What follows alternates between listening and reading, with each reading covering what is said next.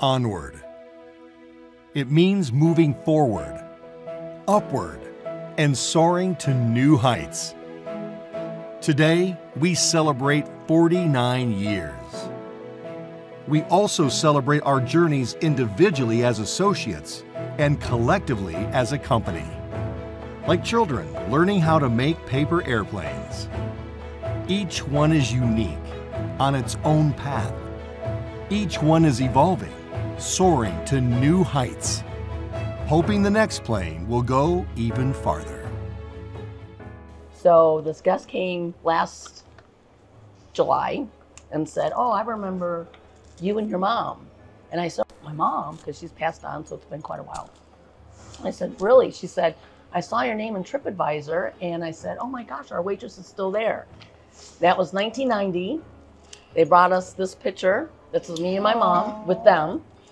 And so they came back to our hotel 32 years later. That's awesome. And yeah, so I love this picture. And you know, with my mom being passed on, I keep this on the refrigerator. But yeah, so 32 years later, they came to the hotel. I was like, I stayed in your photo album for 32 years, you know? But anyway, I just thought that was pretty cool. I joined Rosen in '75. I came from Bay Hill. I was on second floor, right down from Mr. Rosen. And one day he came by and said, "Dear, you can't be watching TV." I didn't know. I was just going about my business, and he said that. After that, he and his dog, Rennie was there too. I was there for quite a while, and the flowers and everything that's on that property, he planted them. I watched him every Saturday, him and Rennie, do that. It was right around Christmas time. I remember I was working at Enterprise Rent-A-Car. That was my first job after college, if you will. And at the time, I really wanted to get into the IT space because that was my degree, but I just took the job just temporarily, you know, just to get something going. And I was driving back, the chief engineer of Rosen Center, Tony Patton, at the time, his wife was dropping off a rental. They were on vacation, dropped off the rental, and I was taking her back home. And she was just asking me, she said, "Yeah, how long have you been doing this? What's your degree in?" And I said, "Well, no, I'm a computer engineering major, just recently graduated, you know, looking for opportunities to see where I can go." And she said, "Well, I'm going to give you my husband's phone number. You can call him, and you know he can give you, you know, some advice." I said, "Sure, why not?" Called Tony Patton. Then I guess there was a misunderstanding of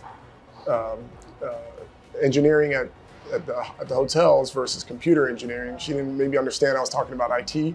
So when he called me, he said, "Yeah, I'm an engineer for the hotels. We do maintenance and things like that." I said, "Okay, well, I'm still open for opportunities."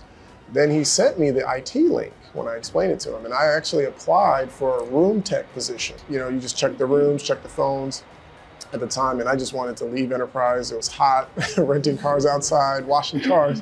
And I said, "You know what? All right, let me take a chance." I've been with the company, as we heard, 31 years. And I remember when I started at the Plaza, which used to be the Clarion. That's where I started.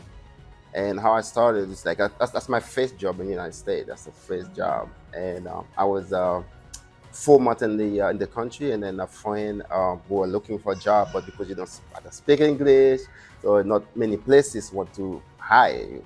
And there was one of the person that I stays with in the house and said, "Okay, I'm gonna ask my boss." And then they asked and they sent me there. And at that time, maybe 1992, April 16, 1992. At that time, the job is like, you say, "Okay, we're gonna hire you in the mornings, $375, in the nighttime, $450. I said, "Give me the $450. In 2007, I decided to relocate with my son. And Traverse Johnson, that works at the Rosen Center, that's my family, so he introduced me to this company. I applied for the position at security with Marissa Bell, that's who hired me. And I mean, I've started off as a regular security officer. I then went to a lost and found coordinator. I became a dispatcher. I went from a dispatcher to a manager, from a manager to an office manager, and now I'm the director of security. I've actually climbed the ladder the Rosen way, and I could say moving to Orlando was one of the best decisions that I have ever made in my life. And I'm just grateful to be a part of this company. So I did that and turned it in, and then this was an ongoing. That started in April. And then we got through May or so, whatever, and May or June. He came back with another interview, and it was me and Dan on one side, and it was Mr. Rosen and Mr. Santos and quite a few others, like a panel discussion. I'm like, oi. So, and he was drilling me pretty hard.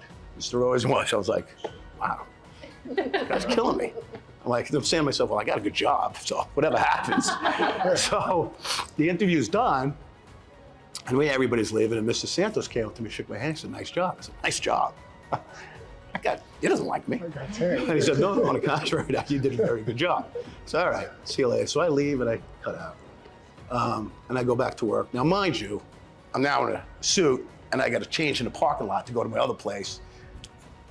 I had nowhere to change, no bathroom, no one could see I was going to interviews.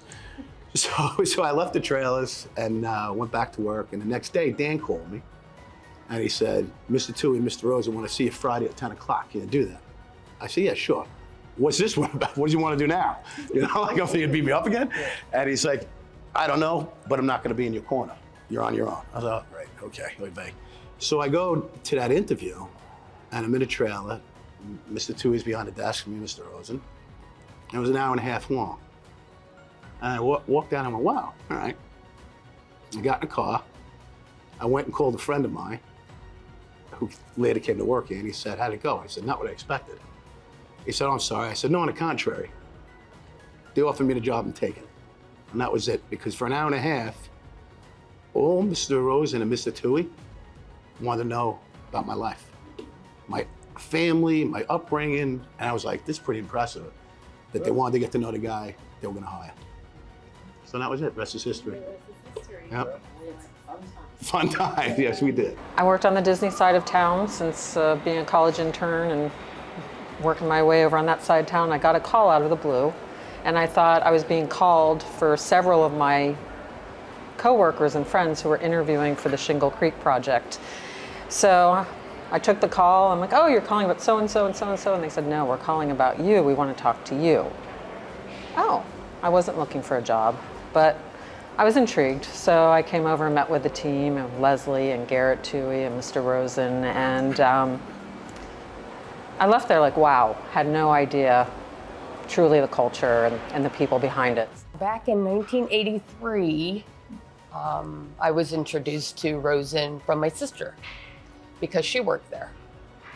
She worked in the restaurant, and I worked with her just for a little bit, but I got pregnant and decided to stay home for a little bit till they got a little bit bigger, and then came back in 1990, and then been back ever since, doing the serving part in the restaurant. And once our restaurant closed to a permanent restaurant, because we used to do functions and stuff in there before the convention properties were open, they made it a permanent restaurant. Then we were only open for breakfast, so we wound up not doing the nighttime buffet anymore.